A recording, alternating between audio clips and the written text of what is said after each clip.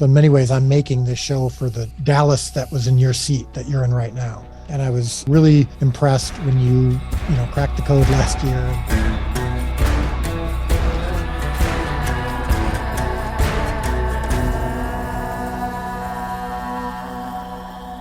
Well, all these plot lines, all in 7 and 8, they end on just the most satisfying note that there's just, like you were saying, we like to show the points of both sides.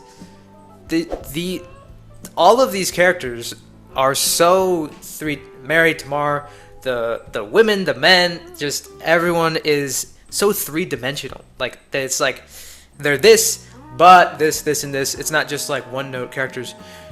So that's part of all of it comes to, like, Simon. He's like, I have faith in Jesus. It's not an issue of faith. I know he can do everything, but he's not doing what I want him to do, right, or what I feel like he should do.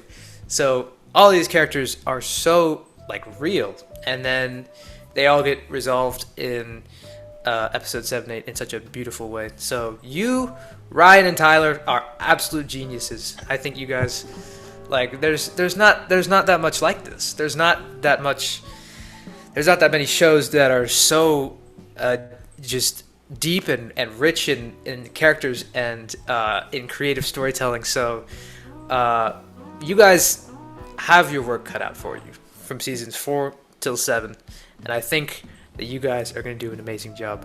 Thank you so much for. No, I appreciate that, Eli. Yeah, it means a lot. I remember I tell people this, that when I talk to college students, high schoolers especially, I say, when I was your age, I loved movies and TV, and I was so bummed that, and I love Jesus too, and I was a churchgoer, and I was like, why can't there be anything that is even close to what I normally would want to watch? Why do I love watching these other things so much more than the church movies that I'm seeing? And so in many ways, I'm making this show for the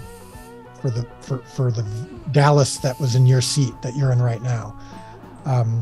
And so when you like the show, when it means something to you, and when you enjoy it and I look forward to watching it, that really means a lot to me. It really does. And I was really impressed when you cracked the code last year, and I remember, I'm like, that's the kind of thing I was more into. I did more with sports when I was your age. Like I was a sports freak. It was around your age. How old are you now? I'm 15. Yeah, amazing.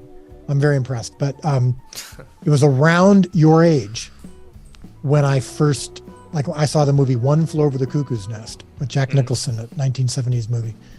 And that's when I was like, all right, that's what I want to do with my life. I mean, I don't know what that is, but I want to inspire in audiences the kind of reaction that movie inspired in me. I wanted to someday make something that would cause people to be moved or to cheer in the way that I was moved.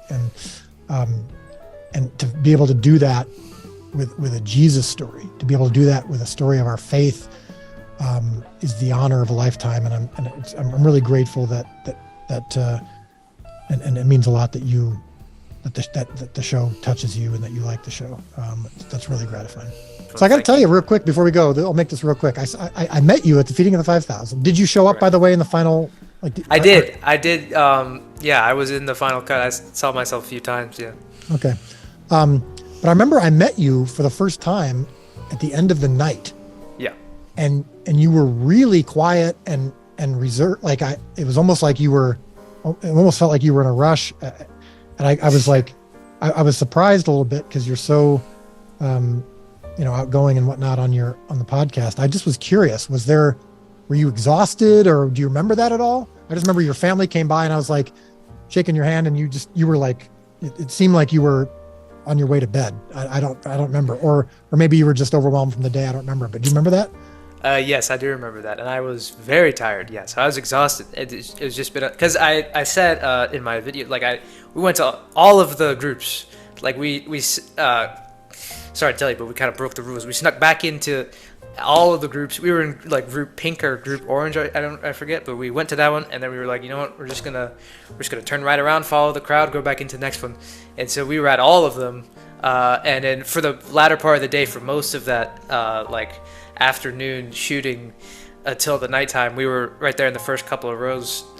So it was very exhausting though. Like it was some of the hardest stuff I've ever like been a part of, but it was beautiful to see it on screen. But yeah, it was a very exhausting day, and it was just everything was in such a rush. Like it was like, oh, we're meeting Dallas, and I just didn't think I was just so out of it, but it went by very fast too. So it was like Well, yeah, it was the most exhausting day ever, and I said I'm going to go to the parking lot and try to just give people the opportunity to say hi if they want to, and it went till midnight, and I was like, the next day I was like, I want to do that, I can't do it again. So I ended up literally, as all the buses were leaving the second day at the end of the night, I would get onto every bus and just quickly bump fists with everybody, but I unfortunately couldn't do the pictures. But yeah, I was just curious about that. But anyway, thank you for having me on, and again, congratulations on being so your detective skills. But then I feel a little bit of pride that I got you off the scent. And so I can't believe we still held on to this. I mean, I think by the time the show debuted in theaters, I mean, no one other than Brandon Snipe guessing it based on the story, no one knew. So it was cool. Oh, good, man. Thank you. Yeah, thank you. I was one way when you found me.